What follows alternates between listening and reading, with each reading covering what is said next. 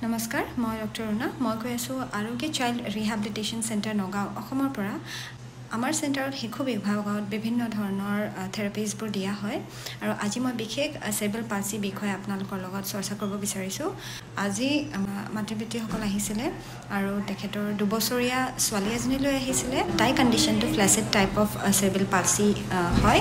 আৰু ফ্লেচিড type of cerebral পালসিত এনেকুৱা হয় যে শিশু এজনৰ গাটো খুবেই ঢিলা হয় ডিঙি সিধা নহয় তাই 2 বছৰীয়া হয় আৰু তাই এতিয়ালৈকে ডিঙি ভালকে সিধা হোৱা নাই বহিব পৰা নাই আৰু হেতু কাৰণে থিয় হ'ব পৰা নাই আৰু বিশেষকৈ তাই প্ৰপাৰ ফিজিঅথেৰাপি নোপোৱাৰ বাবে 2 বছৰলৈকেও ডিঙি সিধা হোৱা নাই আৰু তাইৰ আমি এতিয়া এছেছমেণ্ট কৰি পাইছোঁ যে তাই ভাল ইম্প্ৰুভ কৰিব পাৰে 8-9 মাহৰ পৰাই যদি তাই ট্ৰিটমেণ্ট হ'লহেঁতেন তাই আজিলৈকে বহুতখিনি ইম্প্ৰুভ কৰি গ'লহেঁতেন 2 বছৰলৈকে চ' আজি এই ভিডিঅ'টোৰ জৰিয়তে মই এইটোৱে ক'ব বিচাৰিছোঁ মাতৃপিতৃসকলক যদিহে ঘৰত চেৰেব্ৰেল পালসি শিশুসকল আছে আৰু তেওঁলোকৰ প্ৰপাৰ ট্ৰিটমেণ্ট বা থেৰাপি কৰোৱা নাই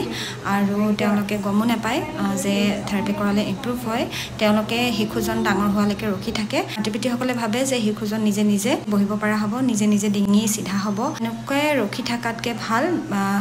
কম বয়সৰ পৰাই থেৰাপি আৰম্ভ কৰাটো কাৰণ থেৰাপি আৰম্ভ কৰিলে সময়মতে জোৰবোৰ আহি যায় আৰু বেছি ডাঙৰ হৈ গ'লে ফ্লেচিড টাইপ অফ চেৰেব্ৰেল পালসিটো দেখা পোৱা যায় যে বেছি ডাঙৰ হৈ গ'লে যদি বডি ৱেইট নলয় থিয় নহয় প্ৰপাৰ এক্সাৰচাইজ নহয় থিয় নহয় শিশুসকলৰ জইণ্টবোৰ টান হৈ আহে কণ্ডিশ্যন যেনেকুৱাই নহওক চেৰেব্ৰেল পালসিত যিমান সোনকালে থেৰাপি আৰম্ভ কৰে সিমান সোনকালে শিশুজন নিৰাময় হৈ যায় আৰু 100% নহ'লেও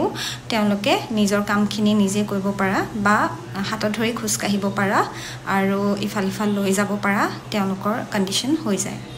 আশা কৰিলোঁ আজিৰ এই ভিডিঅ'টো সবৰ কাৰণে লাভকাৰী থাকিল চেৰেব্ৰেল পালসি বিষয়ে যদি আৰু কিবা সুধিব বিচাৰে এই ভিডিঅ'টোৰ তলতে কমেণ্ট বক্সত কমেণ্ট কৰিব পাৰে